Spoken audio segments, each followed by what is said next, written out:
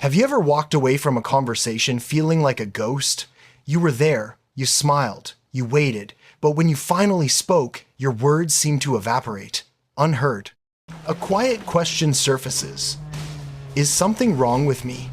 Let me tell you a truth most people never grasp. There's nothing inherently wrong with you. You simply haven't discovered how to communicate in a way that truly resonates, that leaves an imprint.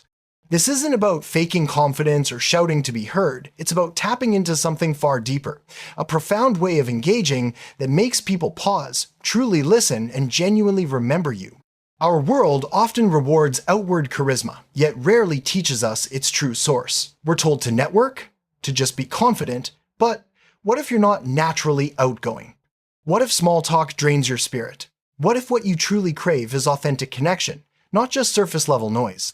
This isn't about transforming into someone you're not. It's about unlocking the innate power already within you. By understanding this, you'll see why the most unforgettable communicators are rarely the loudest.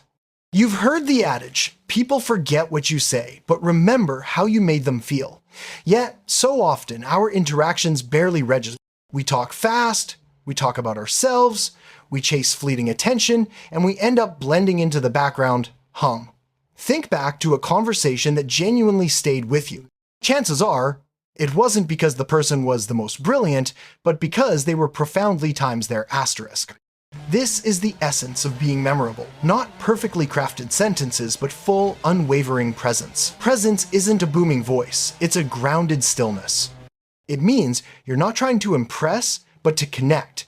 It's not about times being times interesting, but times being interested asterisks. This cultivates what I call emotional gravity, the magnetic pull that makes people remember you. But what obstructs this vital presence, and how do we reclaim it? The honest truth is, your communication struggles aren't due to shyness, awkwardness, or a lack of verbal skill. They stem from one invisible habit, overthinking.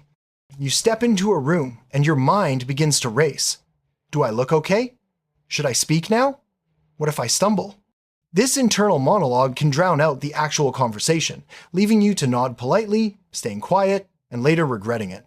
But imagine the profound shift when your focus moves from how am I performing to how is this person truly feeling? You cease to perform and begin to connect.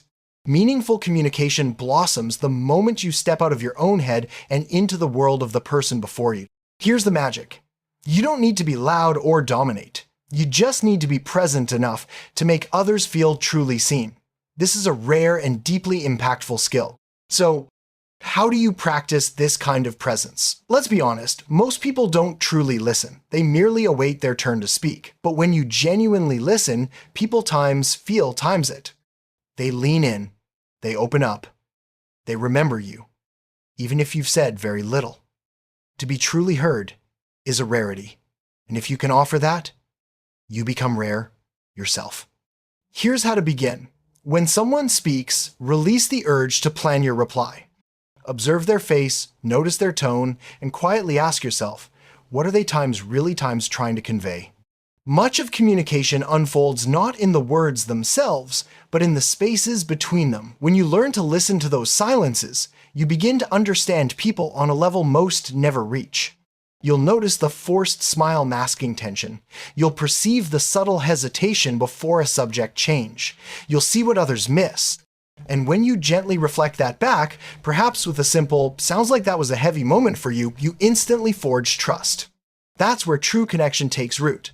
And you hardly needed to say a word. But when it is your turn to speak, how do your words carry weight? Speaking is an art, but not the kind taught in textbooks. It doesn't demand elaborate vocabulary or flawless grammar. It calls for clarity, a quiet calm, and a gentle courage. Many rush their words, hoping to appear intelligent or to avoid silence. They use complex language to sound important. Yet, the most impactful communicators do the opposite. They pause. They speak slowly.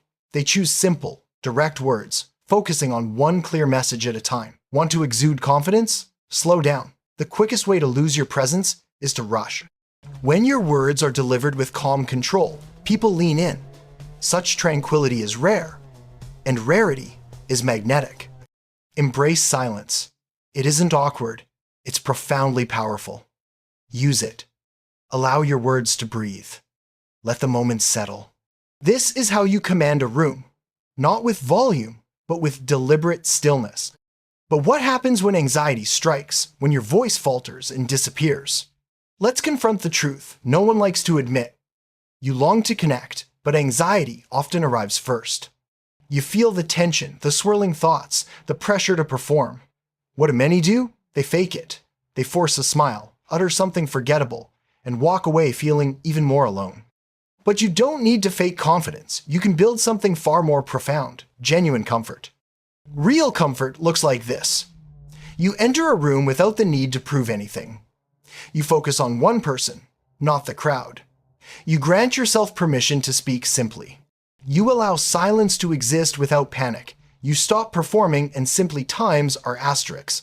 Confidence isn't a demand for attention. It's an inner knowing that you are whole, even if no one else notices. You don't need to be fearless. You need to be present times through times the fear. And that, more than any charm, is what makes you truly stand out. You're calm. So, what do you actually say to forge an instant connection? Here's a secret. The most interesting people ask the best questions. Not the superficial, what do you do? Or where are you from? But questions that gently unlock another person's inner world, making them feel safe, seen, and truly alive. Questions that say, I am truly here with you. Try these. What's been on your mind lately? What's something you're truly excited about? When do you feel most authentically yourself? And here's the crucial part. Many miss. Ask, asterisk, then pause, asterisk, asterisk, then listen, asterisk. Don't rush to fill the quiet. Allow them to think, to let their answer rise to the surface. When you create this kind of space, people open up. They share more than facts, they share themselves. And they'll leave thinking, wow, that person truly understood me, which is the very essence of being unforgettable. But how do you ensure your presence lingers after the conversation ends? Most interactions fade from memory, not because people are boring, but because no one takes that crucial extra step, leaving someone with a lasting times feeling asterisk. Beyond a simple nice talking to you, craft a moment that resonates. It could be a heartfelt, thank you for sharing that, it really stayed with me, or your story. I won't forget it. Or, you brightened my day. It's a final whisper of connection, affirming the truth. People may forget what you do, but they remember how you made them feel. If you can make just one person feel truly seen today, you've communicated with more impact than 99% of the world. That is the quiet power. Perhaps you carry the belief, I've never been good at this, I'm awkward, I overthink everything. But I invite you to consider, where did that story about yourself begin? Was it a childhood stumble? A moment of being overlooked? A dismissive comment? No one tells you this, but you have the power to rewrite that narrative.